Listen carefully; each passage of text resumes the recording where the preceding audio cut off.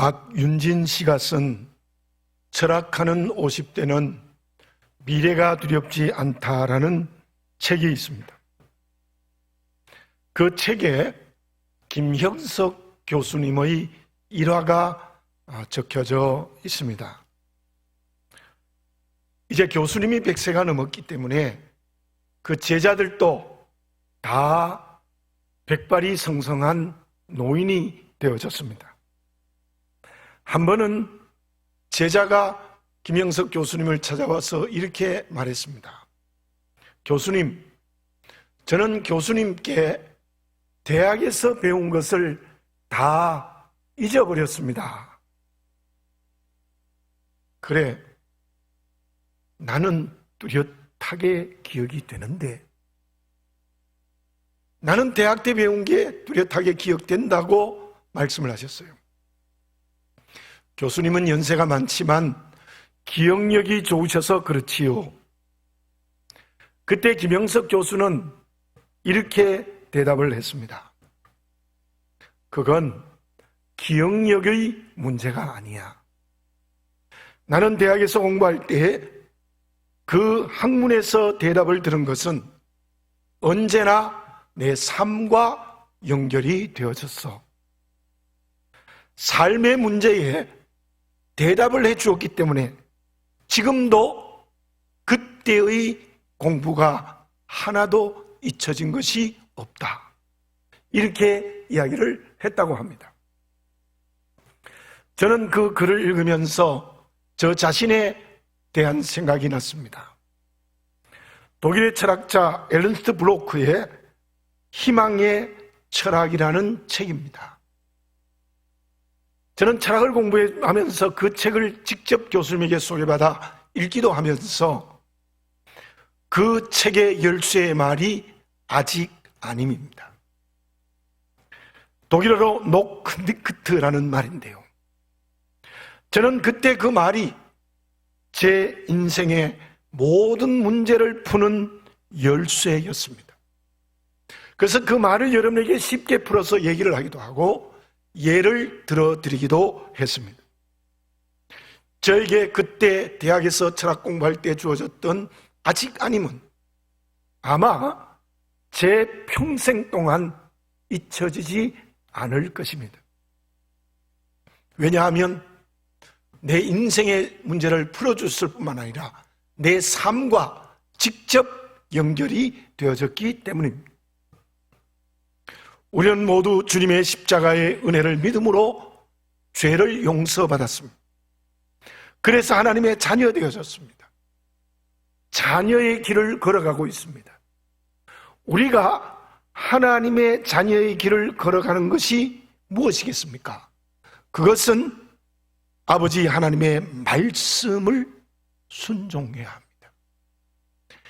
하나님의 말씀이 잊혀져 버렸습니까? 하나님의 말씀이 기억되는 것이 없습니까? 저와 여러분, 하나님의 말씀은 내 인격에 녹아 들어가야 됩니다. 하나님의 말씀이 내 삶의 행동으로 실제로 실천되어져야 하는 것입니다. 다시 말씀드리면 말씀이 삶이 되어야 합니다. 본문의 이 주님의 비유는 여러분들이 너무나 잘 알고 있는 비유의 내용입니다. 이 비유에서 두 종류의 사람들을 만날 수 있습니다. 그 두 종류의 사람들은 완전히 다릅니다. 16절과 17절을 봉독해 드립니다. 5달란트 받은 자는 바로 가서 그것으로 장사하여 또 5달란트를 남기고 2달란트 받은 자도 그같이 하여 또 2달란트를 남겼으되 5달란트와 2달란트 받았던 사람은 주인에게 받았을 때 중요한 말씀이 있습니다. 바로 가서 장사했습니다. 바로 갔습니다. 미루지 않았습니다. 환경과 상황이 되면 일하지 않았습니다. 주인의 말을 듣고 그 달란트를 받자 말자 바로 그 달란트라는 돈으로 장사했습니다. 장사했다는 말은 그 원어의 의미가 일했다는 뜻입니다. 그들은 주인의 말을 들은 즉시 주인이 준 달란트로 열심히 장사했습니다. 주인의 말이 삶이 된 사람들입니다. 18절을 봉독해 드립니다. 한 달란트 받은 자는 가서 땅을 파고 그 주인의 돈을 감추어 두었더니 한 달란트 받은 사람은 그 달란트를 땅 속에 깊이 감추었습니다. 전혀 일하지 않습니다. 주인의 말이 머릿속에만 있습니다. 파도 소리와 바람 소리처럼 듣고 말았습니다. 우리는 하나님의 자녀로서 하나님께 대한 믿음이 분명히 있습니다. 그 믿음은 말씀을 들어 순종하는 것으로 표현되고 있습니다. 그렇다면 과연 나는 하나님의 말씀이 내 인격에 녹아 들어가 있습니까? 하나님의 말씀이 진정 내 삶으로 실천되고 있습니까? 하나님의 말씀이 지나가는 바람 같고 내 한 번에 들리고 잊어버리는 파도 소리 같습니까? 야고보서 2장 17절입니다. 이와 같이 행함이 없는 믿음은 그 자체가 죽은 것이라. 마태복음 7장 21절입니다. 나더러 주여 주여 하는 자마다 다 천국에 들어갈 것이 아니요 다만 하늘에 계신 내 아버지의 뜻대로 행하는 자라야 들어가리라. 행함이 없는 믿음은 죽은 겁니다. 아버지 하나님의 뜻대로 행동하는 자라야 하나님의 나라에 들어간다고 분명히 선언하고 계십니다. 마태복음 13장에 천국 비유가 있습니다. 그 중에 보화 비유가 있습니다. 밭을 갈다가 남의 밭입니다. 우연히 독의 보화가 가득 든 것을 발견합니다. 어떻게 했습니까? 마태복음 13장 44절입니다. 천국은 마치 밭에 감추인 보화와 같으니 사람이 이를 발견한 후 숨겨두고 기뻐하며 돌아가서 자기의 소유를 다 팔아 그 밭을 사느니라. 알고 가만히 있지 않았습니다. 알고는 내 전 재산을 파는 행동을 해서 그 밭을 산 게 그게 천국이라는 것입니다. 바리새인들은 율법을 줄줄 외웁니다. 하루에 3번씩 기도합니다. 금식합니다. 그러나 그들은 율법의 말씀이 인격이 되지 않고 삶이 되지 못했습니다. 예수님은 그들을 회칠한 무덤이라고 강하게 책망하셨습니다. 사랑하는 교우 여러분, 특히 우리는 그리스도인들이 참으로 어려운 시대를 살고 있습니다. 코로나의 재난이 문제가 되기도 하지만 그로 인하여 그리스도인들이 세상 사람들의 손가락질을 받고 있습니다. 핍박이라면 용기를 가지고 살아갑시다. 그게 박해와 핍박이라면 하나님이 반드시 우리를 이기게 하실 줄로 믿습니다. 하나님의 역사를 경험하게 될 줄로 믿습니다. 그러나 말씀이 인격에 녹아들지 않고 말씀이 삶이 되지 못했다면 우리는 이때에 깊이 회개해야 됩니다. 여러분, 제가 수없이 회개하라고 말씀하지만 저도 그렇고 여러분들 것도 회개가 쉽지 않아요. 바꾸지 않습니다. 저는 지난 주간에 우리 교직원 회의를 하면서 이렇게 말했습니다. 어떻게 하면 우리가 먼저 회개할까? 그래, 일주일간에 한 끼라도 정말 철저히 금식하고 우리 교직원이 먼저 회개의 기도를 하자. 지난주부터 시작을 했습니다. 여러분들 이때 회개해야 됩니다. 정말 말씀이 인격에 녹아들고 삶으로 살아 움직여야 됩니다. 조금의 변화도 일어나야 돼요. 그게 일어나지 않고 그냥 그대로 살아갑니다. 쉽지 않습니다. 그러나 내가 먼저, 우리 교회가 먼저 말씀이 인격이 되고 삶이 되는 성령의 능력을 받아 변화되어야 합니다. 거듭나야 됩니다. 새로워져야 하는 거예요. 그때 하나님은 이 재난 속에서 새로운 길을 전능의 능력으로 반드시 열어주실 줄로 믿습니다. 새로운 은혜를 베풀어 주실 줄로 믿습니다. 여러분들, 안 되면 한 가지라도 불신앙을 좀 바꾸자고요. 내가 지금 한 가지라도 불신앙의 길을 걸어가고 있다면, 말씀의 인격과 삶이 되지 못한 부분이 그거라도 고치자, 한 가지로. 어쩌면 이때는 좋은 기회입니다. 우리 예수 믿는 사람이 회개할 수 있는 참 좋은 기회. 우리 모두 말씀이 인격이 되고 말씀이 삶이 되는 그런 길을 걸어가는 그리스도인으로서 새로 거듭났으면 참 좋겠습니다. 그러면 말씀이 삶이 되기 위해서 우리는 먼저 어떤 자세를 가져야 할까요? 찰스 갤리닉은 두 가지 리더십에 대해서 말했습니다. 하나는 보이는 리더십입니다. 그것은 자기가 주인이 되는 영웅 리더십이에요. 지도자로서의 절대적 권위를 가지고 공동체를 이끌어가는 것입니다. 또 하나는 행동하는 리더십이 뒤에서 하는 겁니다. 공동체 한 사람 한 사람의 인격을 존중하고 일할 수 있도록 뒤에서 도와주는 리더십입니다. 찰스 갤리닉은 이 이야기를 하면서 이렇게 말합니다. 과거에는 보이는 리더십을 가진 사람이 리더로서의 역량을 발휘했고 회사나 공동체를 살렸습니다. 그러나 이제는 뒤에서 행동하는 리더십이 리더로서의 바른 자세를 가진 것이라고 말하고 있습니다. 우리는 그리스도인입니다. 어떤 자세를 가질 때 믿음이 삶이 되고 말씀이 실천으로 나타나게 될 수 있겠습니까? 그것은 뒤에서 행동해야 되는 것과 관련이 있습니다. 본문 말씀에 5달란트와 2달란트 받았던 사람들이 2배로 남겼을 때 주인이 돌아와서 크게 칭찬했습니다. 그 칭찬의 내용이 무엇입니까? 21절에서 23절, 21절, 23절은 똑같은 말씀이에요. 5달란트 받은 사람에게도 2달란트 받은 사람에게도 배를 남겼을 때 똑같습니다. 한 글자도 안 틀립니다. 그 주인이 이르되 잘하였다. 착하고 충성된 종아, 내가 적은 일에 충성하였음에 내가 많은 것을 내게 맡기리니 내 주인의 즐거움에 참여할지어다 하고. 착하고 충성된 종이라고 합니다.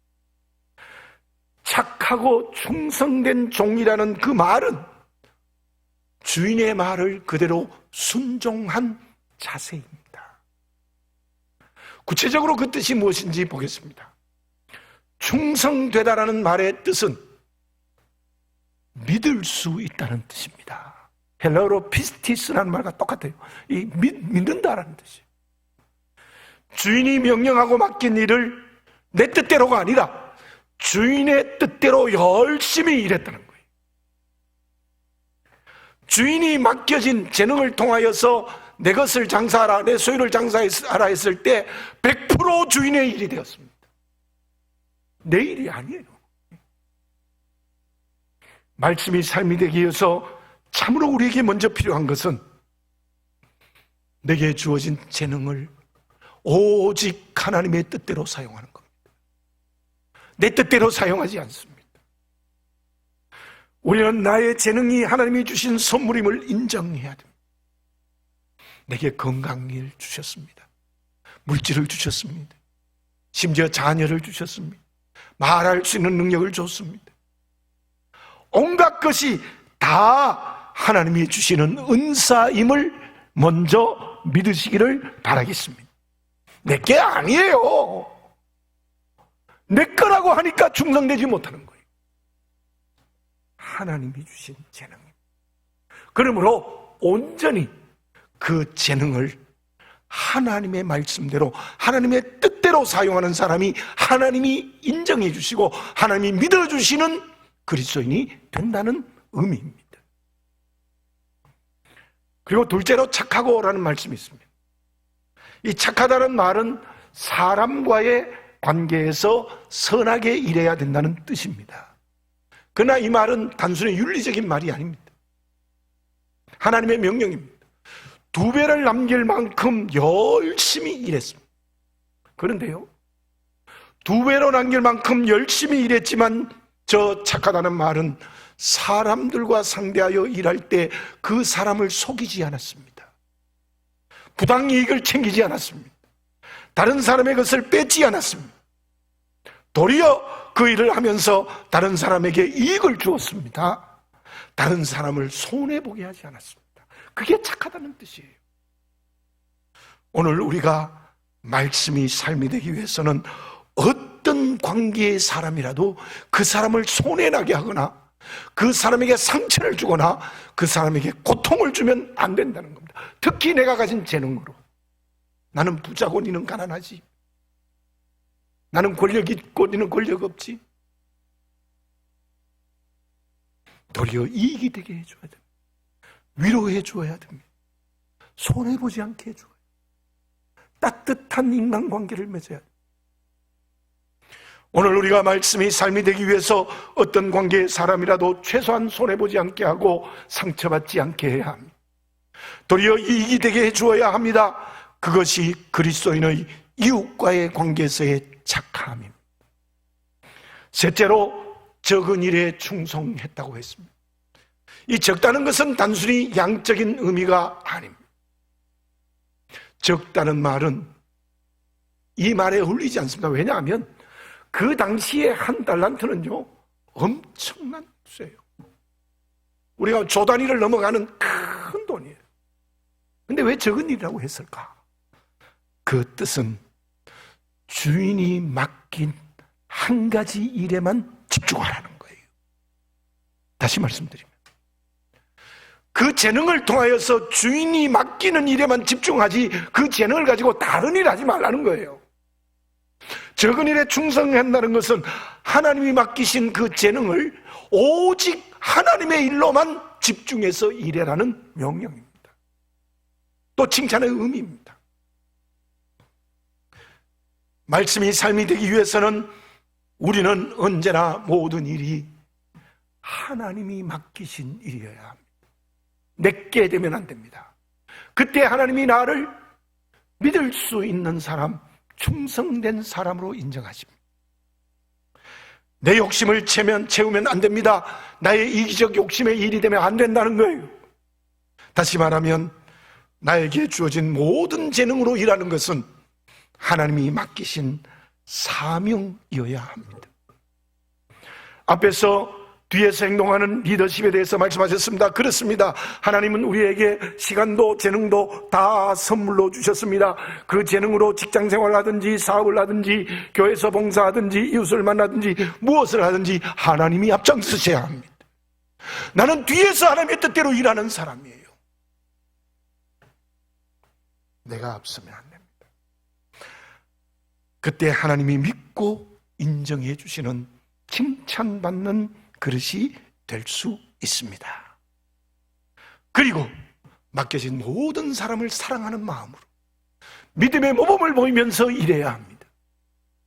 그리고 또 하나는 하나님이 주인임을 알고 그 일에만 집중하는 겁니다. 재능 가지고 멋대로 다른 일을 하면 안 된다는 거예요. 주신 재능은 하나님의 일에만 집중해서 일하는 것입니다.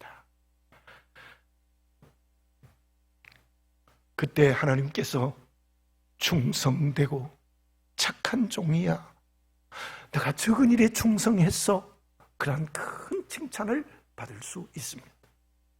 지난번 아브라함의 늙은 종에 대한 이야기를 드렸습니다.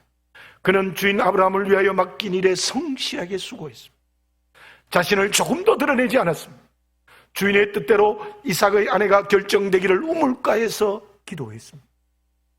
그 기도대로 일했습니다. 그 결과가 믿음의 조상이 된 리브가가 이삭의 아내로 선택되어졌습니다. 실로 그 엘리에셀이라는 아브라함의 늙은 종은 5달란트와 2달란트 받아 일하는 종이었습니다. 본문의 말씀대로 착하고 충성된 종이었습니다. 사울왕을 보십시오. 사울왕은 사무엘을 통하여 하나님께서 기름 부었습니다. 하나님께서 왕이라는 권력을 주신 겁니다. 그런데 그 왕의 권력이 자기께 되어져 버렸습니다. 그야말로 영웅 리더십이었습니다. 내 뜻대로 나라를 다스렸습니다. 그의 권력은 하나님의 은혜로 주신 것이 아니라 자기의 것으로 바꿔버렸습니다. 그는 자기가 제일 높은 교만한 자였습니다. 제사장만이 드릴 수 있는 제사를 대신 드렸습니다.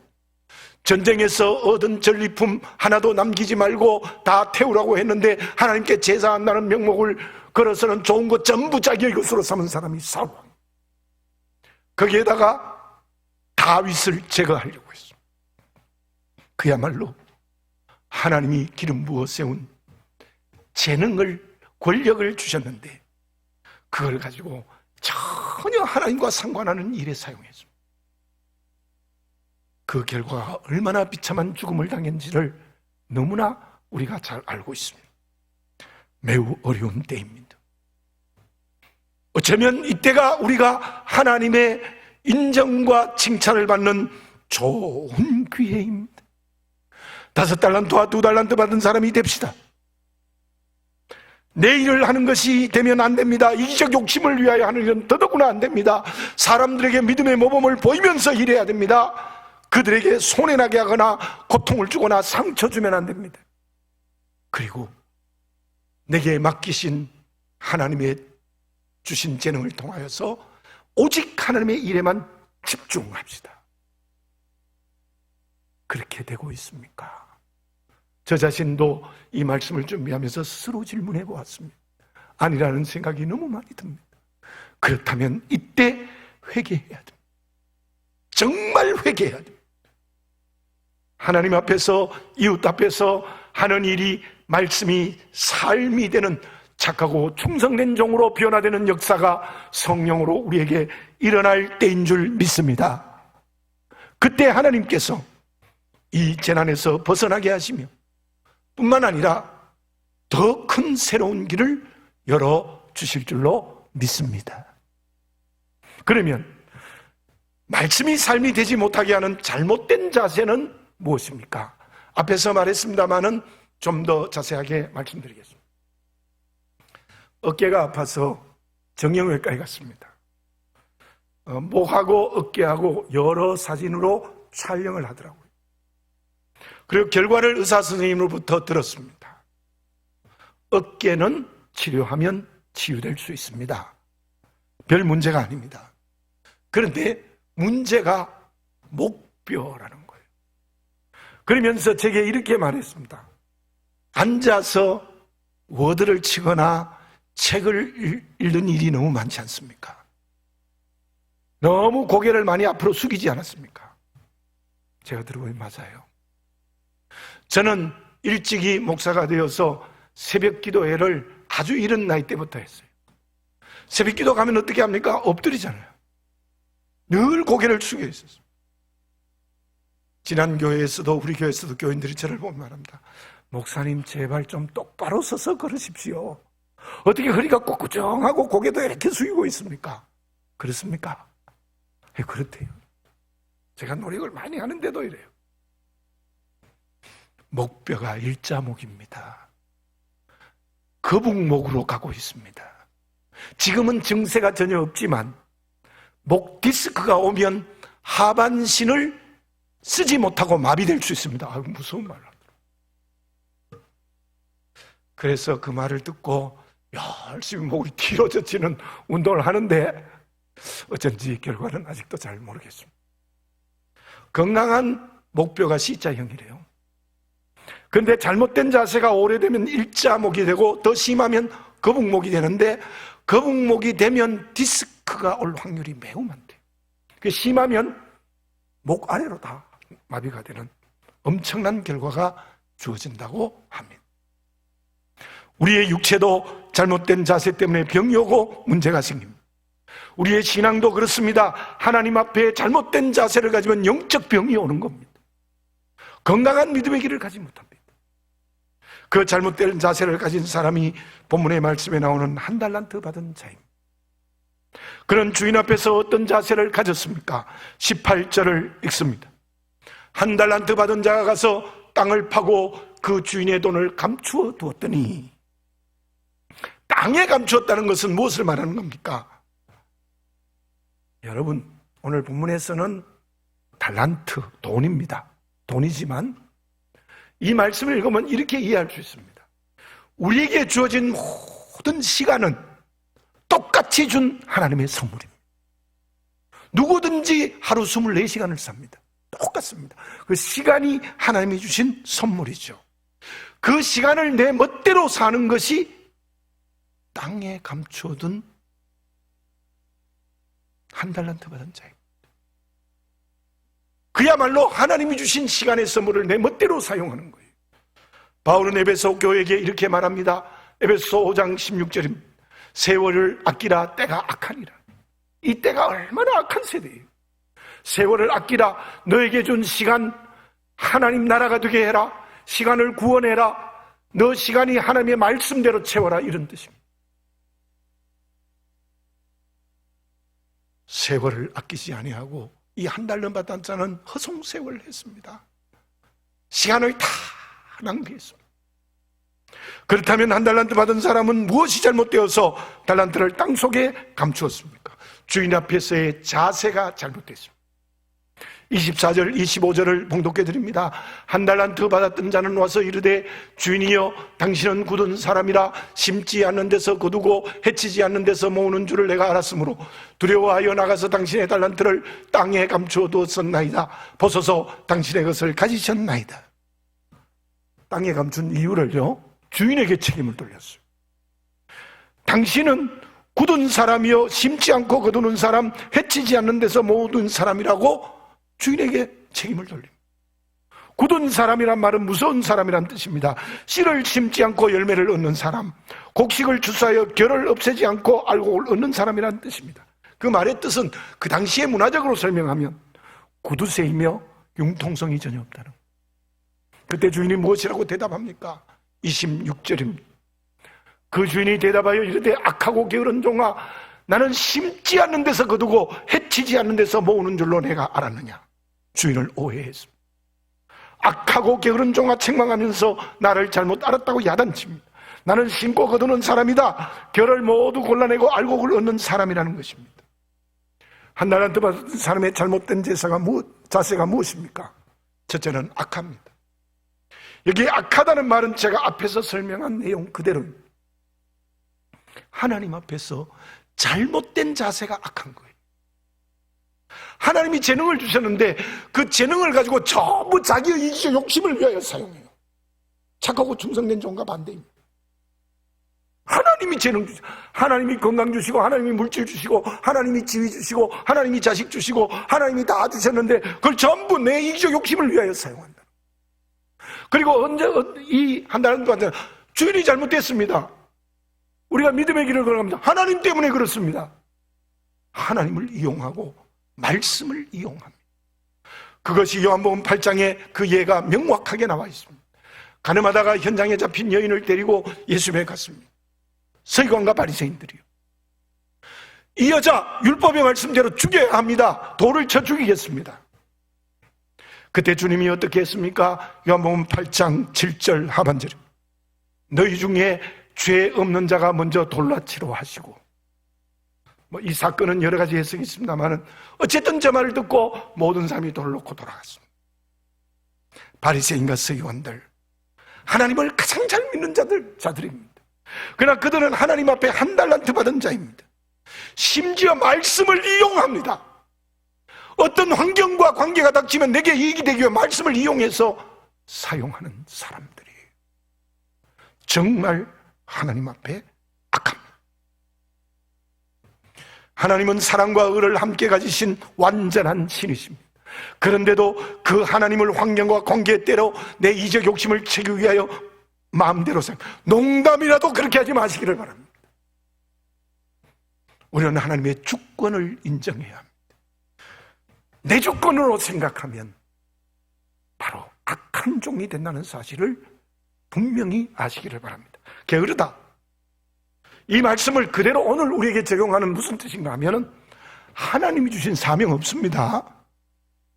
내 재능을 통하여 일하는 것이 사명이 아닙니다. 전부 내 욕심을 채우는 일이니까 어떻게 돼요? 그 말 그대로 하면 이 재능을 통해서 하나님의 일을 하라는데 하나님 일을 안 해요. 그런 거죠. 자기 욕심을 채우는 데만 부지런해요. 게으르다는 말은 하나님이 내 재능을 통하여서 내게 주신 건강과 물질과 지위를 통하여서 하나님의 일에 열심을 내야 되는데 거기에는 관심 없고 전부 자기의 일에 부지런함. 그게 게으른 것입니다. 그 예가 가룟 유다죠. 가룟 유다는 제자이면서 자기 배를 불리는데 정신없었어요. 예수님을 이용합니다. 심지어 향유를 예수의 머리에 부은 사건을 300데나리온을 팔면 가난한 자를 도울 수 있을 때 그러면서 그 돈 자기 거 가지려고 했어요. 예수님을 이용하고 가난한 자에게 나눠준다 그러면서 착취함. 여러분, 저와 여러분들은 과연 어떻습니까? 저를 포함해서 가룟 유다와 같은 모습이 없습니까? 저는 회개합니다. 나도 그러면서 가룟 유다를 정죄하는 것 같은 생각이 들어요. 정말 하나님이 주신 재능인데, 하나님이 주신 것인데 전부 다른 일에 열심을 내요. 하나님의 일에는 전혀 게을러져요. 내 모습이 아닙니까? 왜 하나님이 주신 오늘이라는 선물을 땅속에 감추고 있습니까? 그 이유는 하나님을 내 마음대로 생각하고 행동하기 때문입니다. 그래서 내 삶에 주어진 일이 하나님이 주신 사명이 되지 못합니다.